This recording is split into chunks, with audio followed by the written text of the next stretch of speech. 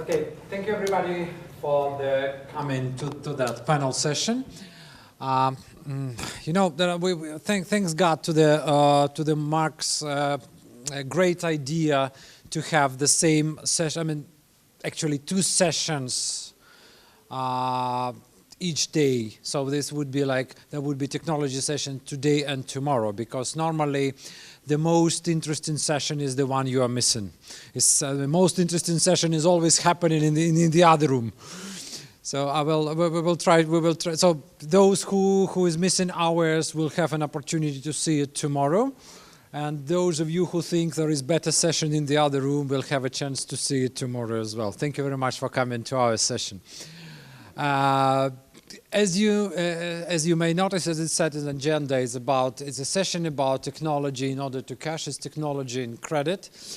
There are lots of things to say. We've got experts here. Some of them are representing technology companies. Some of them are those who using technology quite extensively. I always use technology in my career as a credit manager with a sort of scare, because I always scared that somebody gonna replace me with the computer. And each time I use the computer, I found another evidence that there is very, very limited capacity of computer to be a credit manager. So I let myself finally close the mouth, as I promised to be a moderator, not talking too much, and let me represent my panel from left to right. The floor is completely yours. Oh, okay. So hello, I'm Alfred Jalouse. I'm the accounts receivable manager at Dixons Retail. I've been working in accounts receivable and other credit and collections type functions for around 12.5 years. And Dixons Retail is the first time I've been working in retail, and so that's a new challenge for me, and I'm very excited to be on this panel.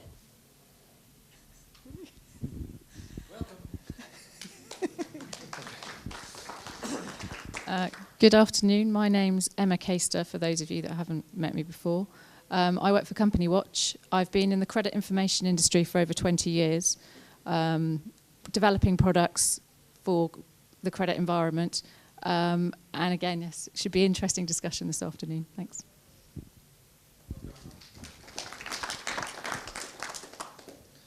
For those of you who weren't here or were asleep this morning, Brian Morgan, credit manager for Veolia. Been with Veolia for 13 years, been a credit manager for 20-ish years, and love using technology. Well, love other people using technology because I'm not very good at it. Thank you. Thank you. My name is Linda van Kampen. I work for a company called Anacron. I'm one of the technology service providers here on the panel.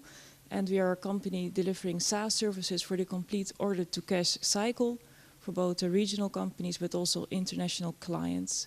So today I would like to bring our expertise on our case studies within the different industries regarding our solutions. So, do you hear well if we try to talk? I mean, I know that I'm the noisiest person. Okay, so. We've done our introduction, and we've got some prescribed questions which I let our panel to answer first. If you've got additional questions on the way of that discussion, you are free to ask. And then afterwards, you've got, all the time is yours. We will be picking up whatever questions about technology, whatever relevant question you've got, we will be picking up and try as a team to answer, if you don't mind. So the first question would be,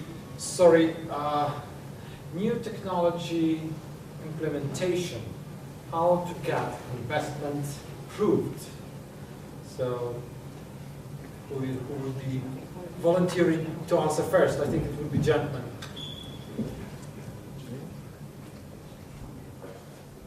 Please. Okay, so I think this is one of the main problems or one of the main barriers that companies face in trying to implement technology that takes capital investment. One one clear way is to make a very clear business plan, in my opinion, so to understand what are the costs of the implementation and the benefits, and obviously that will be taken into consideration. Obviously, if there's some headcount savings because of the implementation, that's a very popular one. Another very key way to get investment approval, in my experience, is if you can use the vehicle of an audit comment or something where your business is not performing. That's a good way to justify investment, because it's related to an audit comment, and businesses can't avoid audit comments. Just to add to that, obviously the thought of doing a business case for a lot of people is quite daunting as to what exactly do you need to put there as succinctly as possible to get someone to agree your investment. There are a lot of vendors, if you work with them, they will assist you in putting your business cases together. There are certain consultants also that will help you do that if you're looking at particular systems. So don't be afraid to ask the companies that you're talking to about possibly assisting you in implementing a piece of technology. Ask them to assist you also in coming up with a business case to support you in that process. I think obviously the main one that everybody thinks about is return on investment, and usually when you're talking about technology, it's usually an head count. And I think that's kind of what stops a lot of people taking the advance in the technology. For us, what we did was look at it from a slightly different perspective and say, right, why do I want the technology in the first place? So we looked at like the voice of the customer that Martin was talking about. What are the processes that we're trying to solve? What's the problem we're trying to solve? If it's a compliance one, that, like Alfred mentioned, it's usually a no-brainer because you've got to do it to carry on doing what you're doing. But what I would suggest is have a look at the process that you're buying the product for, because sometimes people look at technology as the sort of the gold and the silver bullet to replace the problem. Whereas if you look at the end-to-end process, you then find out how to maximise the technology that you're going to implement, and therefore you'll find more benefit than you can perhaps initially find from just doing a straightforward head count. So for me, it's about making more and more time looking at the end-to-end process of the technology that you're using. Yeah, I agree to that, to what you're just stating indeed. I think it's also important to get a lot of departments in the end involved, because if we're talking order to cash, it will include many departments, many people, of course, involvement of them. So when you're generating the business case, look at it from a broader perspective in the end. Like Emma just mentioned, there are a lot of companies that can provide assistance with creating your business case. And I think references are also key, that when you are looking into these services, ask for the references of the provider, so that you have the ability to also test if indeed in practice the business case is also working for their reference clients in the end. Anybody wants to ask additional questions to that? You've got questions. I think the other thing I'll just add, it's not so much a question but an observation, is that for any new investment to be approved, it needs a big element of bravery on the part of the person taking that case, and they've got to be a hero because they've got to believe in that investment case. Because if you take it and you don't believe in it, no matter how good the paperwork may stack up, if your heart and soul are in that project, it'll never ever get over the line, because getting it approved is like step one. Getting it implemented is another 20 steps down the track, and if you're not a hero, you're never going to get it there. To me, this is the additional thing on that. It's really, you said, it's really belief, but that belief is supposed to be, I would say, added or grounded on certain data. So you believe in that data, because I've seen, I had quite a funny story in my career where I had a person who was quite passionate about technology, and he was trying to automate everything what is in it. Finally, we found the case where automation was taken from him about half a year of work where the saving of time, or like Martin said, it's capacity like 15 minutes a week, which is completely incomparable. So you really need to believe, but always use your common sense. I think this would be a suggestion from the other side. Again, next question, if you don't mind, would be, is there any technological quick wins where you simply got your quick, very, very solution? Maybe you can share with us your experience, your panel members, maybe starting from Linda. Yeah, sure. From our point of view, a quick win is to look into the invoicing process, because we have seen from the first presentation there are a lot of quick wins that you can gain from there. DSO, the moment that you send out your invoice on paper, it takes time before it's being delivered, specifically for international companies. Next, if you look into the requirements, depending on the type of business, B2B, B2C, B2G, there are so many requirements coming in that you need to implement these different formats to deliver the invoice in the format that your end recipient wants to receive. Quick win from our point of view is to do an analysis of your data, the invoice data that you now submit, and also take into account the bigger volumes that you now send out, and also the desires from your customers, how they want to receive those invoices, and then start a phased approach while implementing, for instance, an electronic invoicing solution. Quick win, we have seen that there is a return on investment within 3 months, or even sooner, when you even send out 60% of your invoices online. So that's, from our point of view, a very quick win. And once you have implemented that, you can add credit checks, payments, dunning, etc., to fully optimize your order-to-cash process. I think, I suppose the blindingly obvious one would be your quickest win is where your biggest problem is. From experience, sometimes we can look at the ones that are going to be the biggest savings from a return on investment point of view. But for us, our biggest problem was 6 years ago we made a major acquisition and we had a terrible problem with allocating cash. So for us, and again, trying to link it into the last question, the issue was we couldn't allocate the cash quick enough to the customer's account. So the quick win for us was putting a cash allocation tool in that allowed us to go from being 1 to 3 days behind allocating cash to now, at 8:30, we download the bank statement, and at 8:45 it's complete. So for us, from a return on investment and a quick win, that took us 6 weeks to go from day 1 implementation to 70% auto allocation. And for us, the win was not necessarily the return on investment from allocating the cash. That was a win, that was a success. The biggest win was that my sales ledger was clean, up to date, and it meant the confidence that the credit controllers had in chasing customers from cash was so much more. So for me, that was like the quick win.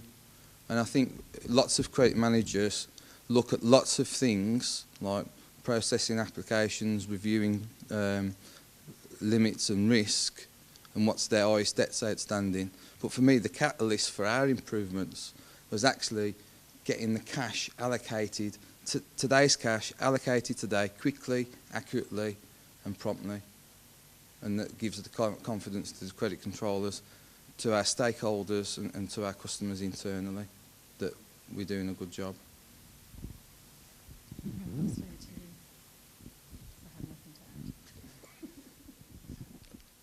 I don't really have so much to add, but I just agree with the point about the pain in the process, that the fact where you have the biggest problem. So, of course, by automating a manual job will actually motivate the staff a lot more, because the job they then do will be more value added. So I think this is cash allocation is a fantastic example of where repeating the same thing over and over again is mindless. So we should make sure we only have to do something once and then not have to do it again.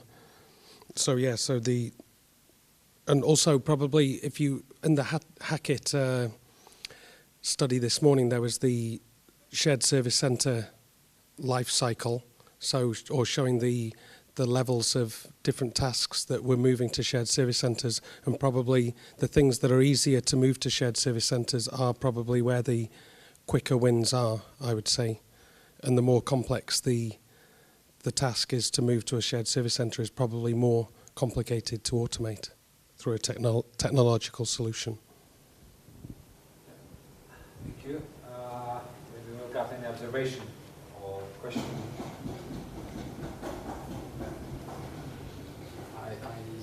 I got my own example because I'm in my corporate career I was very big fan, especially in doing business to business credit. I was very big fan of the account statements.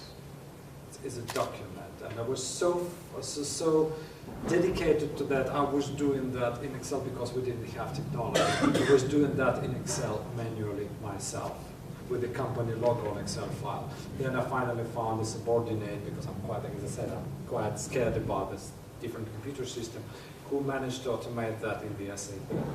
And how funny it was because I was spending 2 full days preparing account statements, and the guy made that working in 1 click.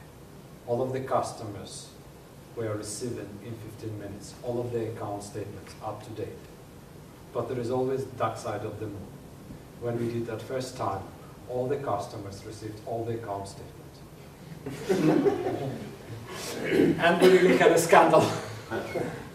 So, you know, coming to that, sometimes quick win is not very, what is perceived, like with the carrot in the presentation of Brian, yeah, it look like a big carrot. Then it's a question whether or not Rabbit is able to extract this carrot himself. Little bit more tricky. Next question. You were implementing, so how to find the right provider of the technology out of out of crowd. Okay, please. Alfred just said you should choose Company Watch, but never mind. I think the biggest thing I would say when looking for a vendor, and I think it's not just the product or the solution that you're trying to solve. It's looking at, do you find a vendor, if it's from a technology perspective, it's someone you're probably going to be working with for a long time. There might be a period of implementation and building something that's bespoke for you. You need to find a partner that you can work with on a long-term basis, who you feel are actually going to listen to your needs and react to those and implement something that works for you, not taking something that they've built before and they're trying to squeeze it into a box to make it look like it works for you. So I think you need to know you've got the confidence in what is being explained to you when you're looking at the various vendors and what you're trying to solve. I'd also add to that obviously you've got price pressure. People are saying we've got such and such a budget to implement something. Just because something is cheap does not necessarily mean that it is going to fulfill your requirements. We at Company Watch, we spend a lot of time developing things, and obviously that costs money. Things that are very cheap and off the shelf, just step back and think, well, if you can sell it that cheaply, how much work's actually gone into this? How much will the people that have developed this actually stand up and say this will work for your business? It will give you cost savings. It will give you greater efficiencies in the way you run your business. So I think there's a couple of things there that I'd look for in general. So who would like to go next? Lynn? Yeah. Maybe a small addition to that is also looking into the future in the end. Are you looking to have a technology provider for this process and another one for process B and another one for process C? Are you looking for solutions that are on premises, or are you maybe looking into the cloud, etc.? So there are a lot of things that you need to take into account when you choose the right vendor, because companies are moving to shared service centers, but you also have service providers that can act as a shared service center, providing you all the tools that will create transparency in your credit collection process, for instance. So I think that's also very important, that if you select the vendor, that you're certain of the fact that today it will work, but also that vendor is future-proof. So within the next 5 years, that vendor is advanced in the market and is able to assist you in your process in the end. So that's also, I think, very key in the end. I think for me it's really easy. I want to use and work with a vendor that's going to solve my or provide me a solution. It's as simple as that. There's so many people who come and sit at the other side of my desk, try to sell me something, and they try to sell me something. I tell them why I've invited them to sell to me. They don't try and give me a solution. They tell me what their product does. I already know that. I'm not thick. I know what the product does before they get there. I want to know from the people that we're going to work with, will they provide a solution, not just today, but going on. Go back to my vision this morning about being better tomorrow than today. I want to know the people that work with me in my department and as stakeholders, as vendors, that vendor will help me be better tomorrow. So when I go to one of my vendors and say, I've got this problem now, might be 6, 12, 18 months down the line of signing the contract, that they will be able to say, yeah, we can work out a problem, we'll find a solution for you. Others will come straight away and say, oh, that'll cost you. I don't want to work with that kind of guy or woman. So in my experience, there's been, in working in larger organisations, a process called RFP, or request for proposal. So this is something that you would do probably in your own personal lives as well. If you're, for instance, reconstructing your house, you would probably ask a number of different builders to give you the best offer, where you get a good balance of price and service or product that you're buying. So I think it's very important to understand and get a broad range of different vendors that can try and deliver the solution for whatever it is that you're trying to solve, and then you can make a more educated decision. Also to involve your procurement or purchasing department to help you get the best deal is a very prudent measure. And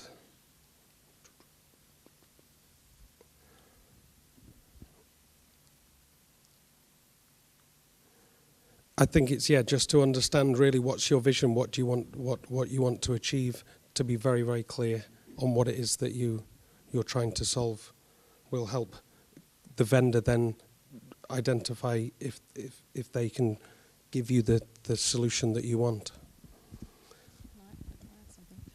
On that point of an RFP or an RFI, because there's lots of different versions of them, believe we, from the vendor perspective, we get these, and the majority of the ones that we receive are not clear as to what exactly is required.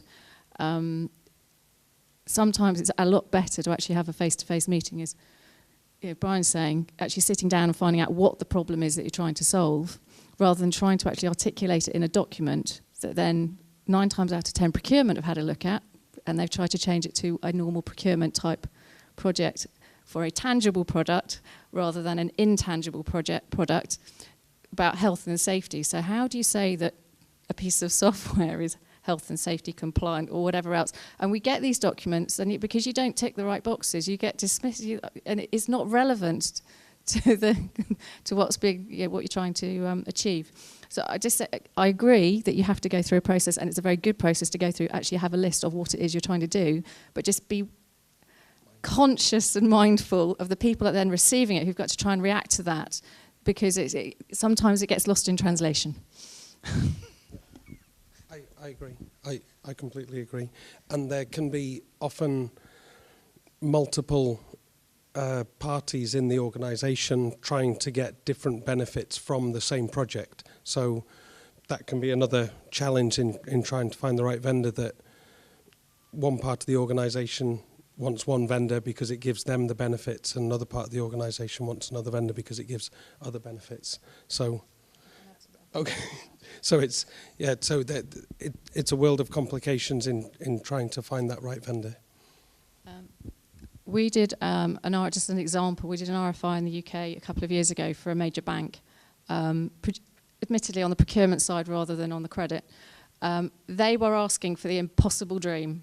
They were asking for something that does not exist at the moment in the market, but had sent it out anyway for all of us to put in what we thought we could deliver to solve their problem. And speaking to the person that received them back, he said it was quite interesting to see what people said they could actually deliver that didn't actually exist. So you've got to strike a balance. It's all very well saying putting out an impossible dream, but the responses you get back might be people saying, well, yes, we can do this, but they might not be able to do it for 3 years because they haven't actually got the technology or the infrastructure to actually deliver it. So there has to be a balance of what you ask for. That would be it was interesting. One other thing is, when I was thinking about, for instance, credit rating agencies, so this is, I think, one area that I'm personally interested right at the moment, and that, for instance, I think you really have to look at your specific company, so your customer base. So, for instance, different credit rating agencies will focus on different countries or different size customers, so you really need to focus it on what your customer base is. That was just what I wanted to add. Thank you. Please. Yeah, I was just going to say, I think the best. Thank you. I think just to add to that, the best salesperson for a vendor should be its customers, and therefore, if you're picking or choosing a solution, the one thing you should always ask to do is go and see that solution in operation with a client or a customer, or more than one client or customer who's used that software or solution, and they should be selling you and should be giving you the background before you go through the RFP, before you go through the internal paperwork process. So I think that should give you that confidence to move that forward. So that would be my just a point to add to that.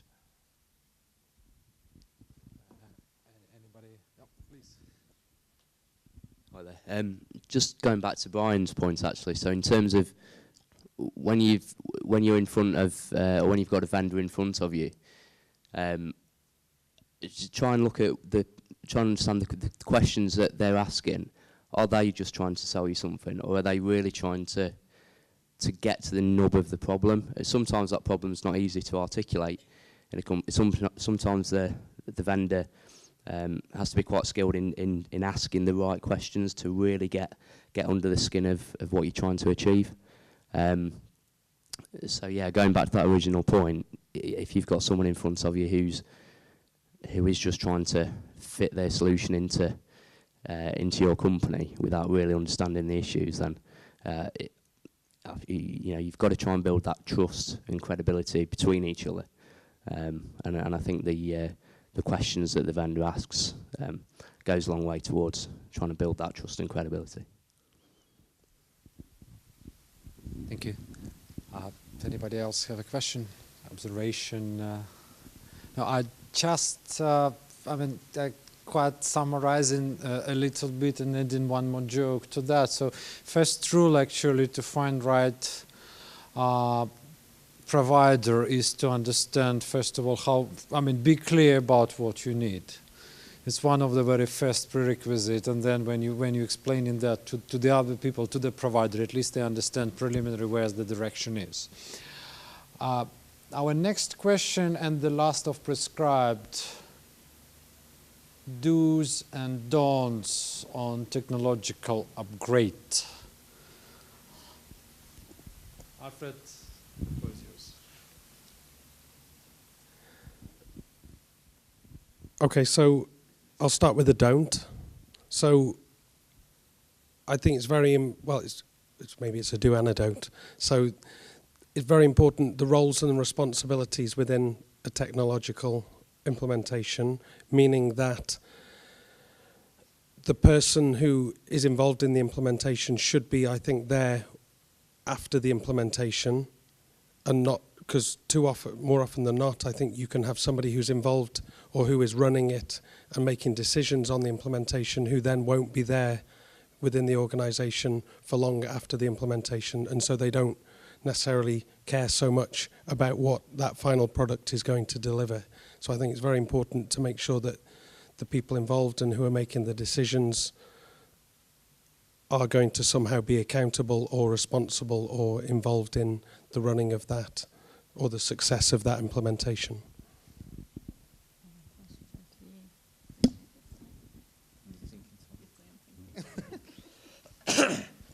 Do's and don'ts. Again, I think the main one for me is to work out roles and responsibilities.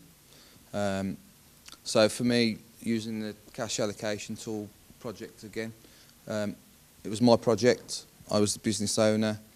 I had a business sponsor, i.e. the FD. He was very clear on my responsibility too, because he said if it failed, it would be my backside that got kicked. But I think that's the easy bit. The hard bit is who does the hard work. So we had a project manager who come from our IT department, and he was really good. But I had to tell him, inform him, coach him, educate him, whatever you might want to say, tell him that what his role was. He was not the expert. He understood the product, he understood the process, but the real person that the product, the technology upgrade had to please was the people who operated the process. And I think for me, certainly within my experience and in previous lives and previous projects, that's the mistake that we've made, is that we don't involve the people at the root level who use the products that we're upgrading or changing often enough. So I had a great example using the cash one was two of the team on there who were sort of testing the product, come to me one day and said, we do not believe this product can work, so we're going to prove that it won't work. And sort of one of my assistant manager team leaders says, how dare they? That's a disgrace. I went, no, it's brilliant. Because they will test it to its heart's content better than somebody who thinks it's really good, and they try to break it. And I think sometimes that's the best approach. Sometimes we're too positive with some of the projects we do and some of the implementations we do, and we overlook the negatives. And it's almost like the best thing to do is to try and break it. And that, for a lot of organisations, that's a don't that should be a do. And actually, now, those two people who try to break it, they're the best advocates of that product. So I think, for me, the roles and responsibilities for any kind of implementation of a product or upgrade is to work out who the roles and responsibilities are. And for me, I think as a manager, I have to be humble and acknowledge that, you know what, I probably know the process the least. My role is to manage and make this project successful, but I don't know how they allocate cash. And frankly, my dear, I don't want to. But I want to have the results at the end. So when it comes to a technical issue, they're the ones who give me the answer. So find out the roles and responsibilities, understand what your role is as leading the project and the implementation, and go for it. I have nothing to add to that. Because from us it's more like a technology that we implement. If you look at it from that point of view, we always say, take a phased approach. Don't start with the big bang, specifically with international companies. And this is maybe a more regional process, but Veolia is also a bigger company. Then you want to include the representative from the markets, for instance, but still you start very small and you have the owners of the process involved. Then you take on the experience, and from that on you can upgrade, add new services as you go along. But also generating a lot of feedback on the new solution, the new technology, is also very important in the end.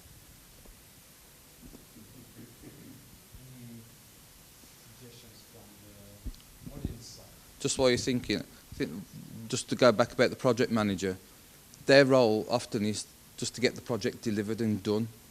So their sort of quality aspect is not as great as mine.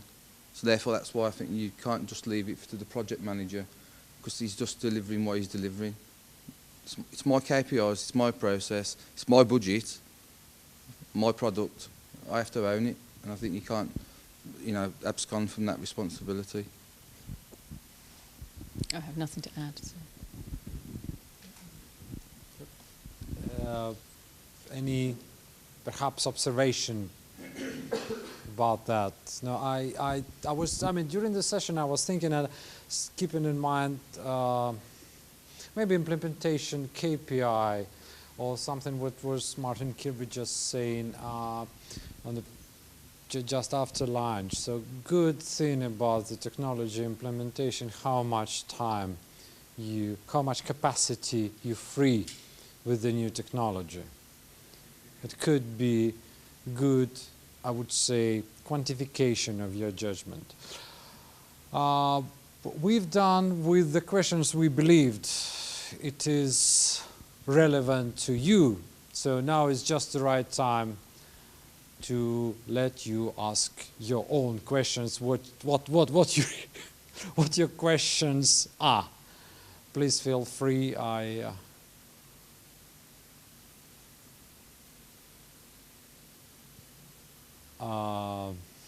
To be honest, I don't know what to do. You've got a question. Up. For the audience. Absolutely. In the beginning, it was stated in the presentation that there were 4 options, and there was an option that said that if I had an unlimited budget, I would invest it in IT. And I believe it was 37% of the audience that said I would put it into IT. So I have a question: if you would do that, would you allocate it specifically to your credit management process, maybe to your invoice process, payments, etc.? So I was looking more to retrieve some feedback from the audience where you are at the moment when it comes to technology. So it's my question to the audience in the end, to maybe share some experience of maybe recent implementations that you have done within your company, where we can share some of your experience and knowledge. So did anybody do a recent implementation technology-wise? The last year, perhaps? Or just a change in the invoicing process? Online payments? Oh, sorry, there's a lady in there. The last couple of years, I am very lucky to work for Doosan because I had the chance to work on great projects. So in the last couple of years, we implemented e-invoicing as an automated solution. So we are sending out 98% of our invoices by email. Recently, we managed to implement, with the help of some lovely colleagues here, auto credit reviews, where we are using 2 credit agencies. We are working on an auto cash application process, which I have to say I'm very scared of, because the project leader works for Treasury, and the cash application team leader is involved, which is correct. However, they only asked credit in the last minute before they kind of went live with the project. So what's your opinion about this? Thanks for asking. And in the future, we are going to look into a collection software. So this is what we did in the last 2 years. And we see a lot of improvements. This e-invoicing, it was amazing. I love it, because you can follow where your invoices are going. You get paid faster. You can resend invoices. Lovely. Auto credit reviews, our risk analyst loves it, because she has now free capacity to spend more time on accounts that are high risk, high value. Auto cash apps, I'm sure that there are a lot of people who's going to benefit from this in the organization.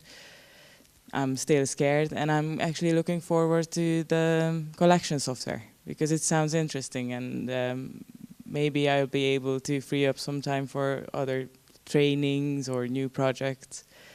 So technology is good, I like it, but it only works if you train your people and train how to train everyone to how to use that. Thank you. I think we are more or less about our time, if I'm not mistaken. Let me ask everybody, if you're interested, one question. Just if there would be, I don't know, maybe opposite opinion, maybe the same opinion. I've got favorite business author. I mean, people who know me well know that I'm a big fan of the Jim Collins. You might not know his name, but you might hear about the book which is called Good to Great. In that piece of scientific work, there is a good statement which is saying technology is not a driver. Technology is accelerator. The real driver behind the technology, beyond the technology, is culture. Any opinion about that in the last couple of minutes? Well, thank you very much for coming. I'm sorry for making that not as funny as I wanted, but I gave myself promise not to be as clown as I used to. Thank you very much.